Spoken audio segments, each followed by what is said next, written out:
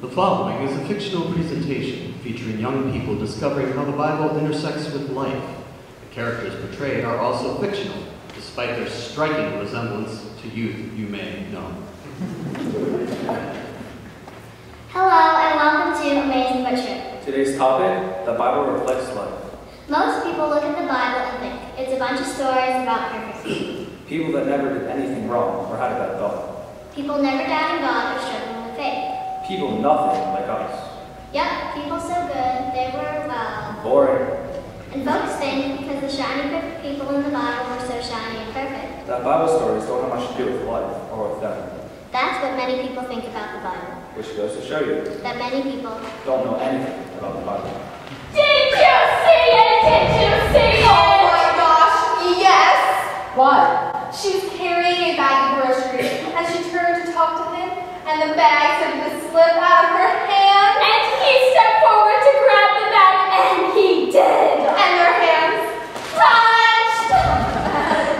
And suddenly, after months and months of long looks, Unwelcome daydreams. sighs, when the certain song played on the radio, They were there, alone. drawn together by a force greater than themselves. Ew, gross. But then, just as it was about to happen, Her husband opened the door. awful man. Ignores her completely. What are we talking about? It's called a soap opera. The young and the breathless.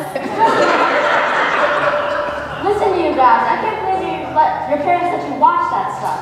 Are you kidding? My mom would never let me watch it. Same here. Then how do you see it? Summers, snow days, grandmas. You're serious? Oh yeah. Grandma says, this is our little secret, hun. Grandma can't be missing a story. I just sneak a peek on Netflix.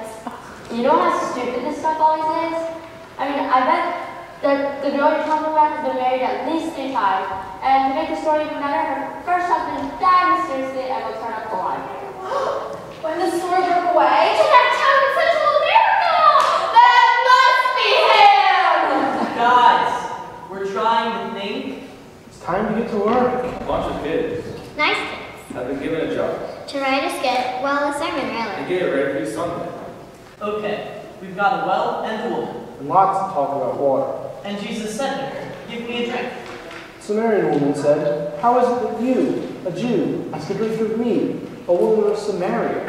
What does that mean? It doesn't sound very nice. Remember, Jews and Samaritans didn't get along. They would never drink from the same cup. Jesus answered, if you knew who is saying to you, give me a drink, you would have asked him for living water. Living water? That sounds creepy. I don't think you're supposed to say stuff like that out loud. I don't want to drink something that's alive. Thanks, Anne. Very helpful. I don't understand it. I'll just keep going. Yeah, maybe it'll get explained. Jesus said, everyone who drinks of the water, of this water, will be thirsty again. But those who drink of the water that I will give them will never be thirsty. The water that I will give them becomes in them a spring of water, gushing up to eternal life. You see? You drink it. It gushes up. That's just, no thanks, no. Obviously, the kids had a tough job. Makes sense of the tricky passage known as the woman at the well. Man, we're gonna need some help. What could they do? Well, we could go to the library. Where could they turn? You could call the pastor. Where did they find the spiritual guidance they needed?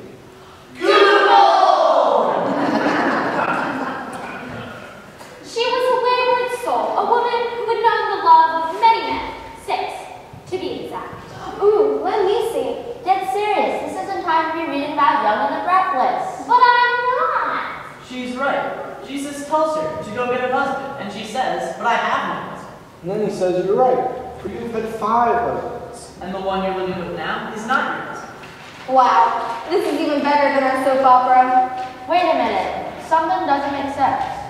What? It's the middle of the day. Come to a well in the Middle East at noon. Thirsty people? Look, when I was at that mission trip last year, we got water every day. Like in the story? Exactly.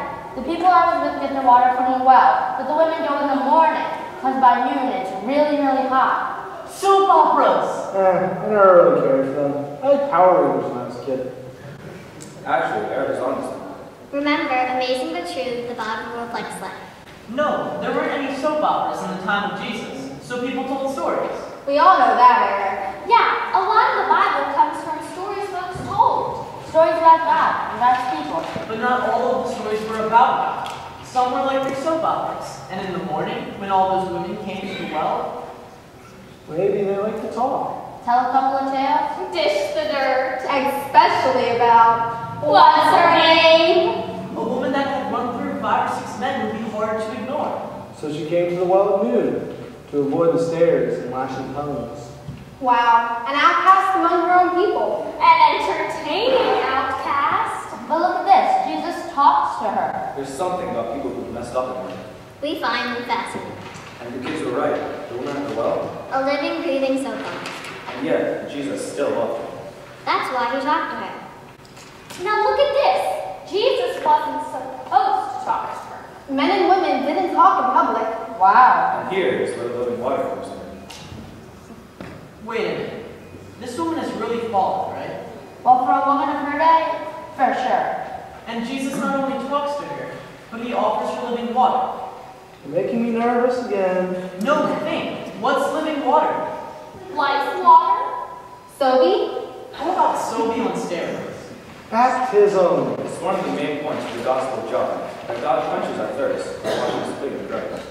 So, Jesus takes this woman who's basically a laughing stock. And lets her in on who he is. And who he can help her become. Giving her healing, hope, and a mission. Completely undeserving. God washes her clean, quenches her thirst, and she will live forever. And the woman said to him, I know the Messiah is coming. When he comes, he will proclaim all things to us. And Jesus said to her, I am he, the one who is speaking to you. All of a sudden, living water sounds really cool. And so, they had it. What they needed to do the sermon. Except, Well, the Bible reflects life, doesn't it? Can I ask something? Sure. Maybe I'm the only one, but do you ever feel like you're not good enough? What do you mean? Like you shouldn't think the things you think or do the things you do. Like the person you should be is a long way from the person you are. Or you're like one of those other people at the well, looking and judging. Like you've missed the boat of God, like living water is just out of your reach. You know, when we watch our soap, Grandma always looks at the girl and says, if she could only be happy. If she could only be happy with herself. Then she could really start living. Your soap is better written than I thought. None of us are what we should be, but God still loves us. That's the point. God still gives us the gift. Living water, God's acceptance. Guaranteed. Undeserved. Yeah, and the love undeserved given by the greatest of all. Makes us deserve. Awesome. Wow, that came out a lot better than one of Pastor Mike's sermons. the story of a woman at a well, A woman undeserving, finding the God of all things and loved her. and making her the first messenger of the gospel. Come and see a man who told me everything I have ever done. He cannot be the Messiah, can he? Remember, God has given you living water. God has made you pure. Let your thirst be satisfied. Let your actions proclaim Christ. Amen. And amen.